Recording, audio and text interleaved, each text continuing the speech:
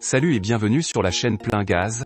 Si vous aimez les voitures, les motos, les camions ou tout ce qui roule, vous êtes au bon endroit. Abonnez-vous et cliquez sur la cloche pour ne rien manquer. De plus en plus répandue, la méthode du gigacasting représente un vrai avantage financier pour les constructeurs de voitures électriques. Mais si cette dernière permettra de réduire le prix des voitures, elle sera en revanche très coûteuse pour les futurs acheteurs en cas d'accident. Voici les premiers chiffres d'une étude française sur le sujet. Si les voitures électriques coûtent actuellement toujours plus cher que leurs équivalents thermiques, cela est tout doucement en train de changer. En effet, certains spécialistes tablent sur une parité atteinte d'ici au milieu de la décennie pour les petits modèles d'abord. Et cela grâce à de nombreuses innovations et évolutions, comme vient de l'annoncer Renault avec sa Twingo électrique. Un procédé plus économique. On pense au développement des batteries solides, et à l'implantation de packs plus petits. Sans parler également de la baisse du coût du lithium, bien évidemment. Mais ce n'est pas tout. Et pour cause, certains constructeurs vont même faire évoluer en profondeur leur méthode de fabrication afin de réduire les coûts de production. Ce qui leur permettra d'augmenter leur marge et de vendre leurs voitures moins chères au cours des prochaines années. C'est par exemple le cas de Tesla, qui va changer sa stratégie et qui mise gros sur le gigacasting. Mais de quoi s'agit-il? En fait, c'est simple. Le châssis d'une voiture est fait de milliers de petits composants ensuite soudés entre eux. Sauf que cela coûte très cher. La nouvelle méthode de la firme américaine consiste à faire appel à une immense presse hydraulique qui forme d'énormes pièces de châssis d'un seul tenant. Ainsi, la modèle Y est passée de 171 pièces à seulement 2 avec cette méthode, qui est également utilisée pour la fabrication de son nouveau Cybertruck.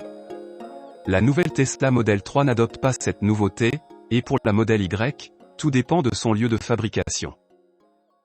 Une solution qui fut même saluée par Toyota, à tel point que ce dernier va également s'inspirer de son rival pour la fabrication de ses voitures électriques, afin de gagner du temps et de l'argent. Mais cette alternative, qui possède de nombreux avantages sur le papier, est cependant très loin d'être parfaite, bien au contraire. C'est en tout cas ce que révèle une étude menée par la FEDA, qui n'est autre que la Fédération de la distribution automobile en France. Cette dernière alerte les consommateurs sur les dangers de cette méthode, qui pourrait leur coûter très cher en cas d'accident. Un coût plus élevé. Dans son communiqué tout juste publié, l'organisation explique en effet que cette solution pourrait faire flamber le prix des réparations. Elle prend comme exemple la Peugeot 2008, qui demande 12 154 € pour 6,5 jours de travail à la suite d'un choc à l'arrière. Si la firme tricolore utilisait la méthode du gigacasting, le coût passerait à 15 402 € pour 11 jours de travail. Et forcément, cela ferait flamber le montant de la cotisation d'assurance.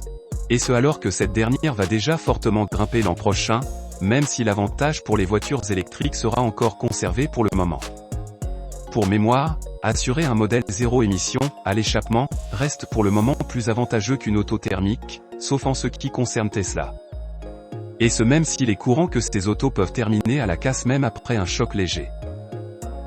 Et pour cause, il est actuellement difficile de contrôler l'état de la batterie et de s'assurer qu'il n'y a pas de fuite ou de risque d'explosion. Par ailleurs, la FEDA alerte sur l'impact environnemental plus lourd de ces grandes pièces en aluminium. Et ce tandis qu'une récente étude montre que ce matériau, ainsi que la tôle et l'acier seraient plus polluants de la batterie sur une voiture électrique. La fédération appelle désormais le gouvernement à encadrer la pratique du gigacasting afin d'éviter sa généralisation au détriment des automobilistes. Pourtant, de nombreux constructeurs semblent déjà prêts à y passer, comme Renault qui avait évoqué cette idée lors de son Capital Market Day il y a quelques jours, afin de réduire drastiquement le prix des voitures électriques dans les prochaines années. Des nuances à apporter.